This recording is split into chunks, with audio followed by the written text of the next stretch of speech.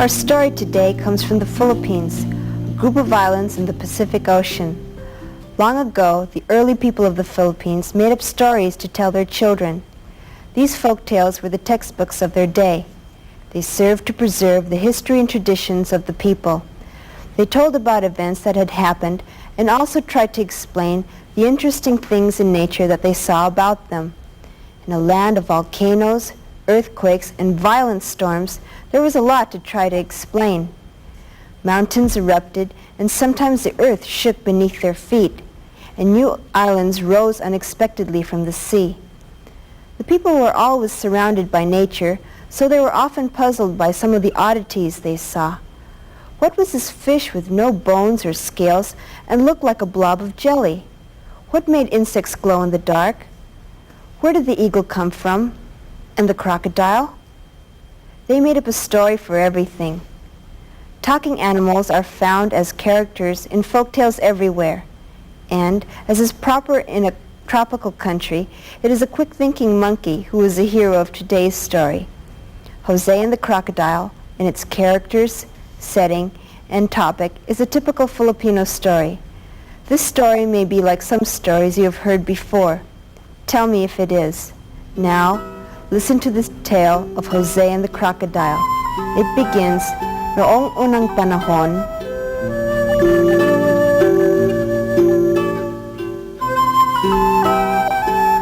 Jose lived with his family in a little village next to a river. Jose's father raised coconuts, bananas, and other fruits and vegetables. One day his mother asked, "Jose, will you please gather some coconuts? I need them for cooking and feeding the hogs, and your father would like to sell some at the market." "Yes, Mother, right away," Jose answered. Jose hitched the water buffalo to a sled. He took his sharp bolo and strapped it to his waist. He climbed on the water buffalo and started looking for fallen coconuts. Jose was too small to climb the tall coconut trees, so he gathered ones that had fallen off the trees. There were not too many on the ground near the house that day, so he wandered farther and farther away. It was hard work, and Jose traveled far. The air was hot and humid. Jose and the water buffalo became very tired and thirsty. So they went to the river for a drink and a quick swim in the cool water. While Jose was splashing water on the water buffalo, he heard a groan coming from far away. It sounded like a cry of some animal in pain. Jose became worried. He jumped on the water buffalo and rode towards the sound. The groans became louder and louder as they rode. Soon, Jose saw a big rope hanging from a branch of a large tree. At the end of the rope was a net, and in the net, a big crocodile was fighting to get out. Crocodile catchers were here again, thought Jose to himself. They will make shoes and belts and bags out of this poor crocodile's skin. "Little boy, please help me. I have a wife and children," begged the crocodile with big tears in his eyes. "If you set me free, I will give you a large gold ring," promised the crocodile. Jose felt sorry for the crocodile and decided to help him. Besides, he thought, when I get the gold ring, Father can sell it and we won't have to work as hard anymore. He took his bolo from its wooden sheath and stood on the water buffalo and, after several blows, cut the rope. Jose climbed off the buffalo and cut the net into pieces. The crocodile slid through the net. He was free again. "Now that I have set you free, may I have the gold ring you promised me?" "The beautiful gold ring is in my house down the river. Hop on my back and we will go and get it. Then you will be rich." Jose did just as he was told. Quietly, the crocodile slid down the bank into the river. Jose held tightly to the crocodile's slippery back. Foolish child, he has no idea that I want to eat him. I'm very hungry, and he will make a tasty meal. As the water got deeper and deeper, Jose asked, "How much farther is your home? Are we close to it now?" The crocodile turned his snout towards Jose and said, "Oh, I just remembered. The ring is in my stomach. I'll have to swallow you so you can get it yourself." As Jose looked at the large teeth in the crocodile's huge mouth, he became frightened. "Oh no, Mr. Crocodile, please don't swallow me. I shall never get out of your stomach alive. Let me go, please let me go. I don't even want your ring anymore." Jose begged and begged. The crocodile decided to play a game with Jose. "All right, my boy. Inasmuch as you helped set me free, I will give you a chance to be free. You must ask the next 3 things that float down the river whether or not I should eat you. If they say no, then I will set you free. But if they say yes, I will eat you up." Jose had no choice. "That sounds fair enough." The first thing they saw floating down the river was an upside-down banca, which is a dugout canoe. "Banca, Banca, please help me." "What can I do for you, young man?" asked the banca. "Do you think it is fair for this crocodile to eat me up after I set him free from the trapper's net?" "Well, son, let me tell you. When I was a new banca, my owner was very proud of me. He sailed me up and down the river catching fish. I carried vegetables, rice, chickens, and even his family. But as I grew older, I acquired some leaks.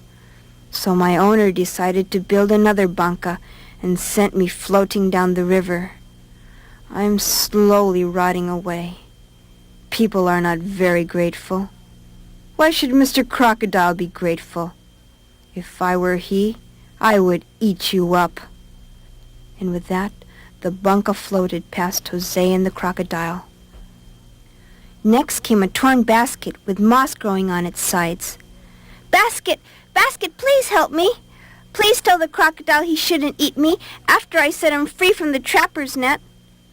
The basket creaked and said, "Huh! People wish others to be grateful, but they themselves never show gratitude.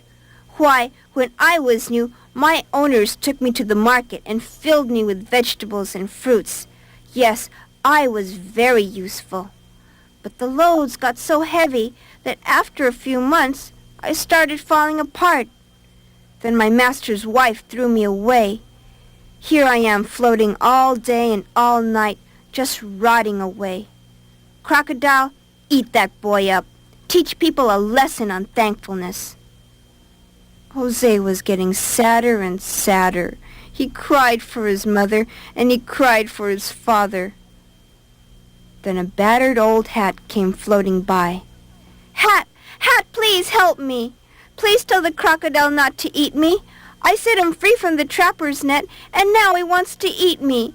Please tell the crocodile it's not fair." The hat laughed. "Thankfulness? My boy, talk about thankfulness. I remember when I was new, my master wore me proudly.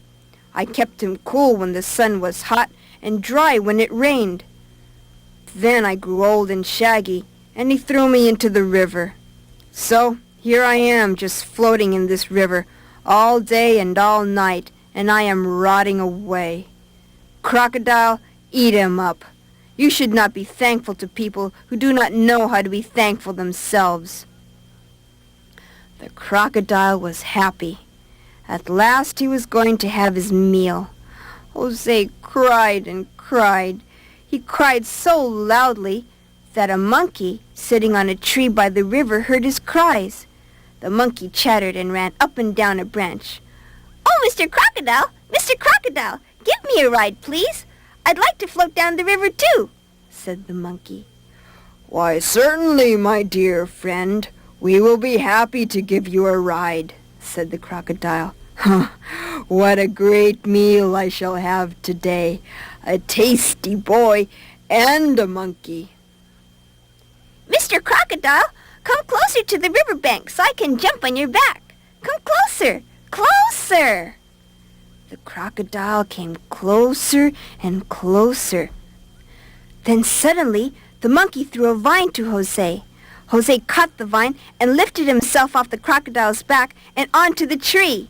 The crocodile snapped his jaws and lashed his long tail just inches from Jose's feet. But Jose was safe on the tree. Thank you.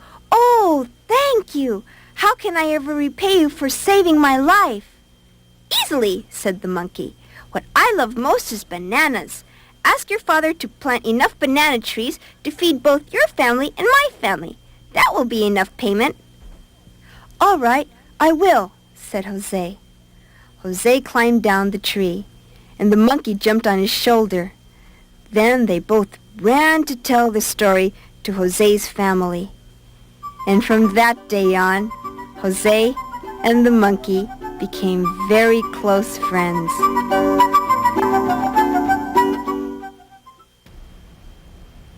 Jose and the Crocodile is just one of many stories from the Philippines. You can find others in your school or public libraries. Stories like Datu Omar and the Fairy, and Princess Maring, the Huntress, and the story of the absent-minded king. Read and enjoy the stories from the Philippines and from all over the world. Share a story with a friend so our tales will never end.